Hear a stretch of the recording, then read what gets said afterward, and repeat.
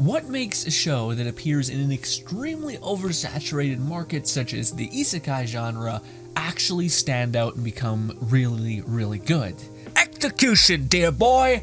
Execution! Oh my god. Trapped in a dating sim, the world of otome games is hard for a mom? I think it's what it's called. Woof. Is so incredible and incredibly well executed, because the things in this show aren't exactly stuff that we haven't seen before.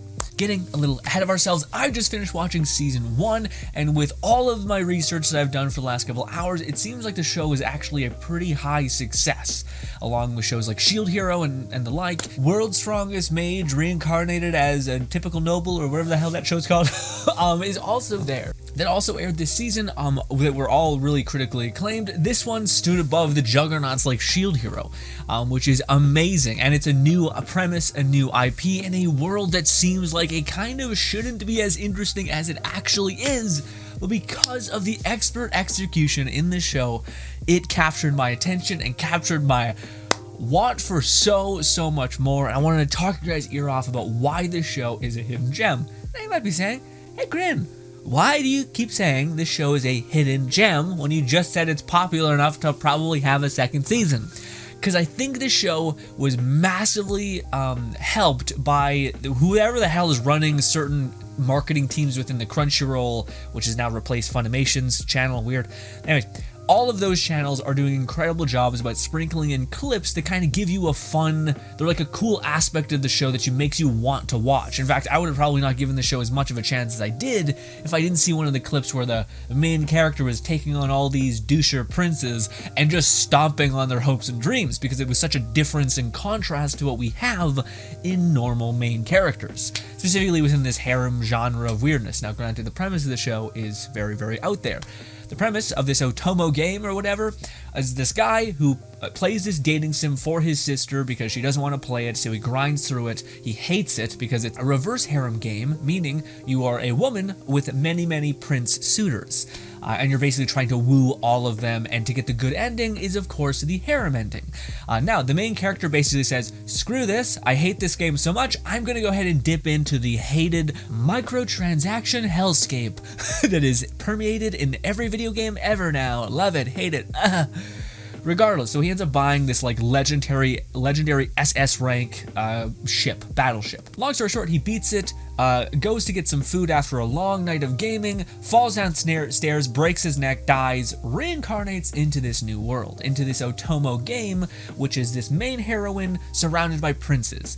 Now the funny thing about this world, think of like old aristocracy essentially, like kings and queens, coupled with a magical world, but kings and queens power structures are switched. So queens are valued as the highest form. Women are basically the dominant force, and they get to choose everything. They get to choose who their brides are. They sell their sons for political power. It's not the women, it's the other way around, so the inverse. This is a world where women or men are kind of treated as like a shiny new toy or like workforce, and not like the high of the high.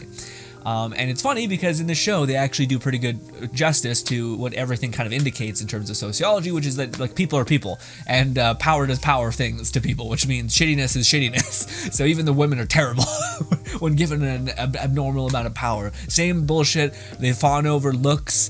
They all they care about is status. But I digress. The main character gets reborn into this absurdist world, and he quickly realizes that he's been reincarnated, and cleverly so writes down everything that he can remember as a 5-year-old or as a 10-year-old kid or something. Writes down everything that he could remember about what the game had in it. He wrote everything he had about his old life. I think he wrote everything. So basically, he has a good map of what is going to happen, and the game was actually pretty challenging. So this game actually had a lot of dead ends where like wars took place, mass death happened. So he's kind of like, okay, I should like leave it alone, because if I fuck with this, I know the routes can become like dire. So he basically just says, I'm okay with just being a background mob. He wasn't given any special title. He was just reborn as some random guy in this world. He's basically like a baron's, I think, kid. And he has a terrible mom who's just like the old grandma who's gross and has like 5 servants that are like jacked dudes. And it's just gross. It's the same gross that you would have in the polarity of like a dude having a bunch of hot wives and and like shitting on this woman who's nice to him, basically. Same premise, just flipped. The main character, who's kind of content with being a background character at this point as living in this world as long as he has, he reaches age 16, and of course he's sold off to a gross person. Same thing as the princess. So he says, fuck that, and he goes to embark and find his premium ship that he actually paid money in-game to skip all the bullshit. He goes to go get it. Long story short, he gets it, and now we have the classic isekai premise set up as we've seen in 1,000 other shows. Main character pretty overpowered. Even just now, there's already things that are uniquely done. Like, the main character doesn't just decide, I'm gonna be a hero. He says, I don't like the future that is laid out before me. Fuck that, I'm gonna go get something that I know is powerful enough to give me control, to some extent, over my future.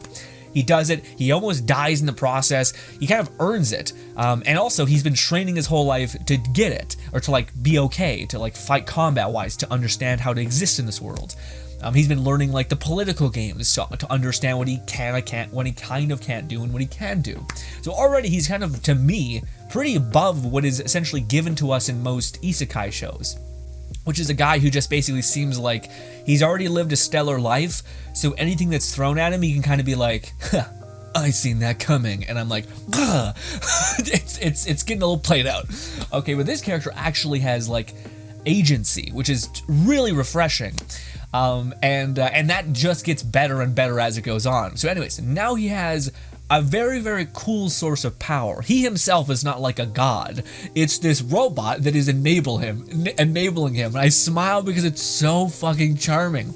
This little douchey bot is just shitting on him constantly, but also can oppose him. But also it's just like a fun dynamic of like this main character who's kind of like, the best way I could describe the main character is he seems like a person that is a bad guy possessed by a hero, meaning he's pushed along to do good actions, but he's shitting on everyone and making it like the worst for himself that he can possibly make it. Like, yes, I'm gonna save you, but I'm gonna be ripping you to shreds, telling you how terrible you are for even getting into this situation. I'm gonna make you feel this big, but I'm not gonna save you. I'm gonna make you feel this big. And that's the character. But he's done it in such a refreshing way because you don't see that. And also, as much as I say he's like a bad character, he's not. Again, he's like the true sense of a hero in which he kind of just doing what is the thing that must be done, but in his own way. It's almost like if I have to play this role, I'm gonna still be me. I'm not gonna lose myself in the sauce of this crazy world of nonsense, you know, and like be like, I'm so altruistic. No, I'm gonna have fun. If I'm gonna have to do this and make up for all your dumbass laziness, I'm gonna actually have fun with this, and it's, again, incredibly refreshing. There's moments like this that are expertly, brilliantly executed.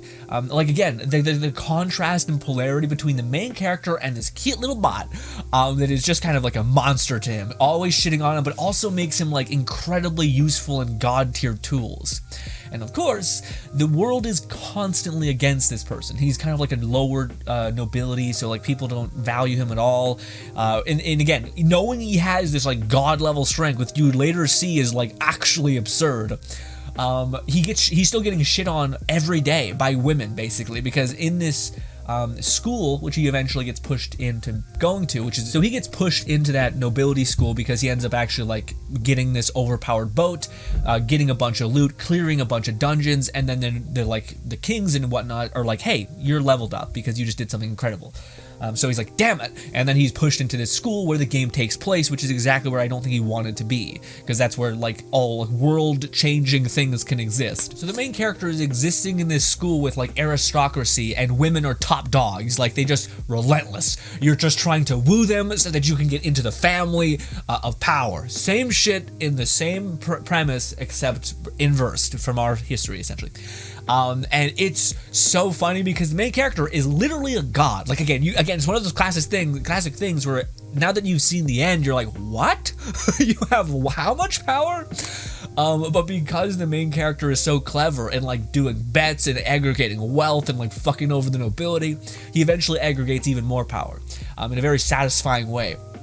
But we're still seeing him take L after L after L because women run the world. Like, it doesn't matter. Like, you can do a lot, but like women are goddamn kings and shit. So you're just seeing this constantly play out. And again, it's even having just watched it, looking back at like how the main character was still getting shit on, and he could have just been like, I am king now. I am king now, you're all fucked, boom. Didn't do that, just was like, I'm just gonna kind of have a background life, which makes him pretty endearing because there's multiple moments where he becomes that. But anyways, let me wrap up the explanation of what the show at its core is. So now that he's in this school with nobility and etc., he starts seeing characters that he's seen in the game. One of them is the main character, the main girl who is basically like the main character in this dating sim, reverse dating harem sim, was basically a farm girl who got recommended to this school. So she's lower nobility, so she has no like cred, essentially. And she basically slaps the prince on the first day of school, establishing her as like a bad bitch, which can like cut through all the bullshit of these nobility.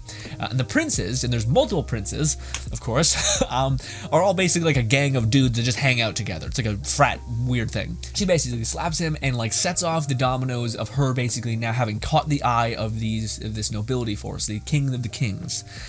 So this sets off the harem kind of route, I guess. But the main heroine gets replaced by some long-haired girl, essentially. And then we also see other key characters, like there's a character that is basically like the antagonist to the main heroine. And this, my friends, is the world we're set up for. So we have a character that basically unlocked god-level power because he paid for a microtransaction, and in the world, he was able to get that microtransaction ship, and that gives him absurd power. He goes to this school, which is the same battleground that exists within this Otomo game. Its main like setup for the world, wars, dating, people, all these kind of things are interweaved.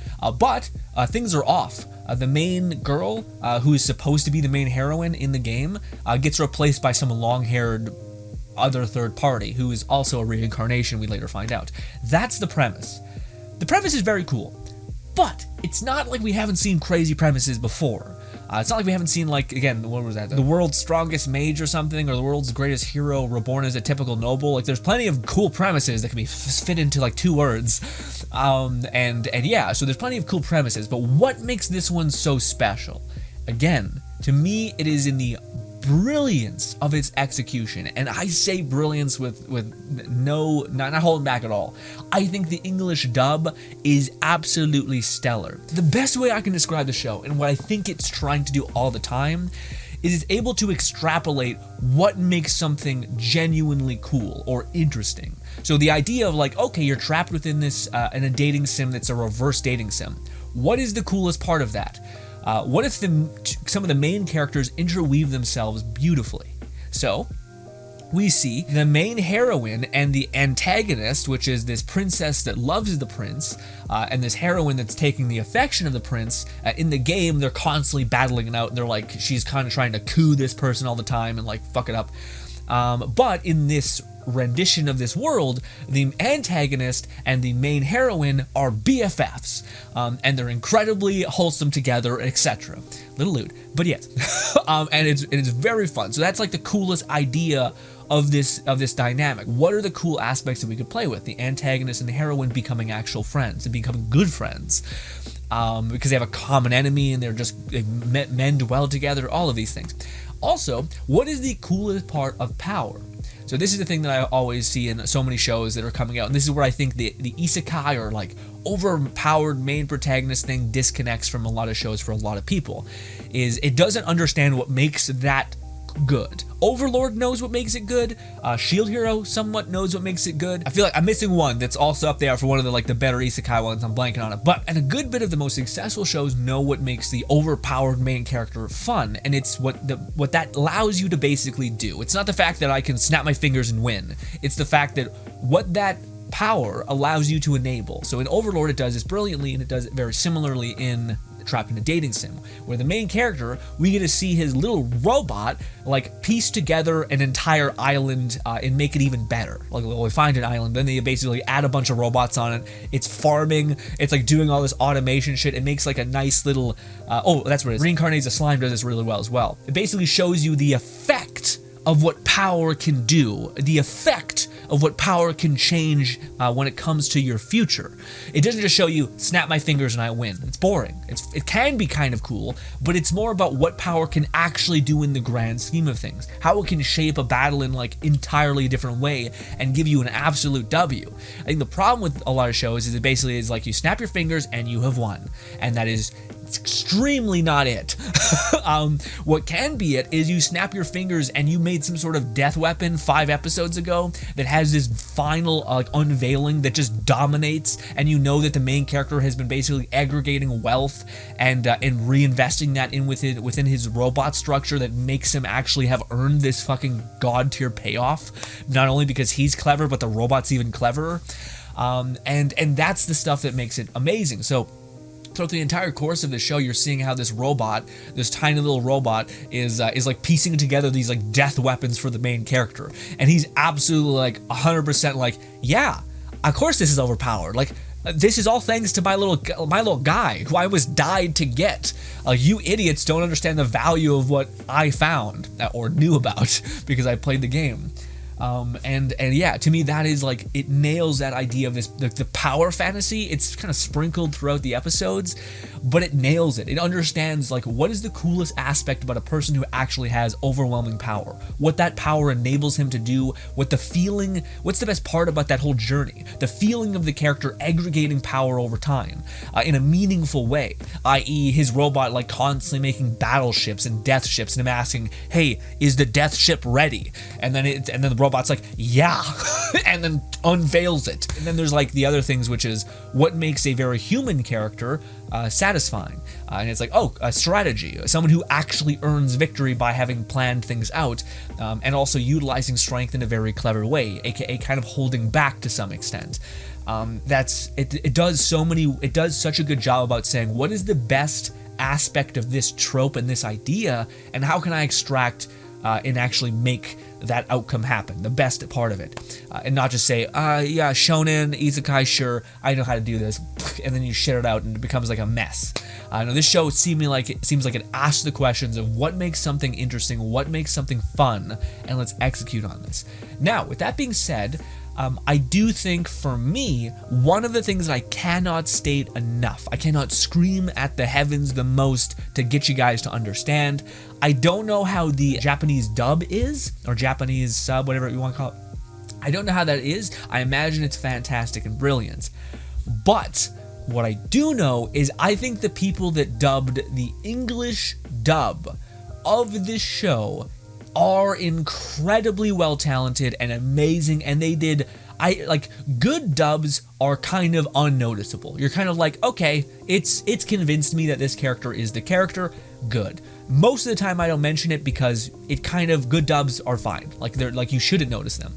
But this show to me is amplified and saved in a lot of ways, because again, we've seen cool premises, even like I've described before, but what makes this show such a absolute hidden gem, you'll have such a fun time watching it, and it's to me the English dub cast. In fact, I would, even if you've seen the English Japanese version, even though I know they're almost always brilliant, I would suggest giving the English dub one a try, because the voice actors have so much fun with these characters.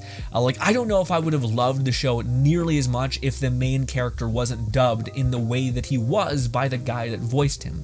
He embraces the insanity aspect. Also, the thing that I wanted to point out is the show feels like it's very its setup is a little bit slow. Like episode 1 and 2 are a little bit slow, but as soon as you get to the arc in which they're able to fight against the princes, like in this gladiator ring, the main character fights all the princes in the grand stage. That to me is where I think they finally let off took off the kid gloves and let the voice actors just have fun, and I think that's where the show becomes unparalleled funny. I think that's why also Crunchyroll dubs had so many clips of that specific instance, because it made the show seem so charming. Like the idea that this main character's voice is just like, he's just the antithesis of like fun, goofy, and mean. Actually kind of toxic, but also like, yeah, I'm being toxic in the direction in which is your end, in which is your you being a bad person. So if I'm going to be toxic so that you run away from that end, but doesn't mean I'm not toxic as hell. Same thing with the little robot guy, is so well voiced, deadpan, solid, clean. All the ladies, of course, are dubbed brilliantly. It's like the voice acting to me in this show, I think adds so much. And instead of, normally, again, good voice acting should be just, you don't even notice it because it just sells the character. The story should just speak for itself, and the voice actors are there to just kind of keep making sure everything stays smooth. But in this instance, I genuinely think the guy who voiced the main character, as well as the robot, as well as a lot of the lady cast, they did such an incredible job about making you feel like these characters are more than the world that they're even existing in. Like, they have so much character within how they speak and the way in which they deliver things. Because I think the show would be good, but not great like I think it is, without the main character, without the dub, essentially. Now, granted, I have not watched the Japanese version. I'm not sure if they were able. I would imagine they are. They're all Japanese voice actors are always immensely talented, but I don't know if they were able to capture the like insanity and like weird like toxicity that the main character was able to get, as well as, like, again, a lot of his actions are like actually good. He's a kind-hearted person. His belief structure is solid. Like, I shouldn't be taking these people who I value as so much greater than me away from their best fate. So I'm going to distance myself. So like the main character has plenty of good traits, but just the seething grossness of him like winning and like stomping on the corpse of their enemy, it's just like, it's pretty different. It stands out a little bit much in a good way. Like, again, the trope with the main character, the heroine and the ex-heroine. The fact that all of them kind of come together as a friend group is awesome. Like, the fact that the most heroist main character heroine person is beside a kind of a toxic main character that is also like very, very wholesome and kind, but definitely flawed, to me makes the romance aspect of the show actually really compelling. Because what is love if not accepting somebody for both the wonderful things that they have, but also acknowledging the toxicity and the badness that they also possess? Like, human beings are multi-layered, some good, some bad, and ultimately you're trying to find out if you can love all of it, and do your best to help mend the parts that you don't like as much. And to me, that is such a beautiful actual like representation of the main character, the mob, and the main heroine in the game actually falling for each other, and her acknowledging that like he can be eccentric, he can be too much. And then also for the like evil girl to kind of be like, the antagonist in the video game, the princess almost, for her to kind of realize like, hey, like I don't have to be all of these things. I can actually be a good person if I have these good people around me, and I can depend on this person more than I could depend on these other people. And it's like, to me, it's a genuinely good representation of what actual relationship structure can kind of be, which is for the evil princess, who's the antagonist in the video game. For her, it's like, I can depend on this person. I can actually, like, what does it mean to have someone who cares about me instead of me just caring all about them? Like, I was obsessed with the prince. I really enjoy the main character because he's constantly there. We do things, we laugh, we spend time together. Like, all of these things add up to, like, yeah, this would have you probably enjoy the character enough to want to be with them. And then same thing with the main heroine. The main heroine, like, he's constantly showing up and being there. And I think finally at the end of this series, he finally starts like unraveling the fact that he's going to start like building her up and enabling her to do more as well. And yeah, to me, it's just like, it's actually a pretty decent representation of what I think a real relationship is. Again, it's the best part about what makes a good relationship. These moments, awesome. And definitely it's queuing up the harem ending, but also I think because the main character is constantly like he's a good person who has an absurd amount of power, but also constantly holds back, constantly restricts himself, constantly like doesn't allow himself to kill people. But dominates people and like he'll be the evil villain if it means people can die less. He values his friends so much that he's willing to basically like say, yeah, you guys can just be happy. I am enough to be happy by myself. I will miss you, but I don't want you have a better future ahead of yourself. Don't bet on me. That makes us as a viewer, I think, so compelled to want him to kind of have it all, because he's kind of like, no, you deserve a better future. I can just find happiness somewhere else. But don't waste it on me. Don't waste your happiness on me, because it's not going to end well for you.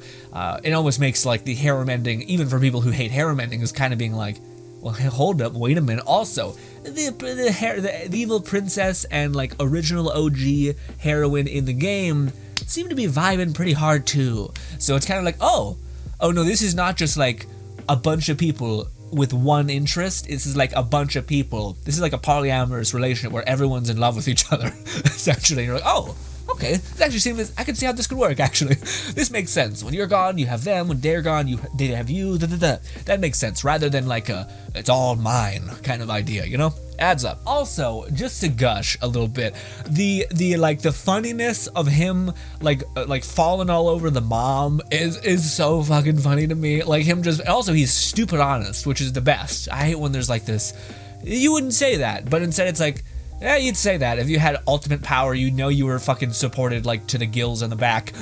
And you were like, yeah, I'm just gonna gun it. And he does.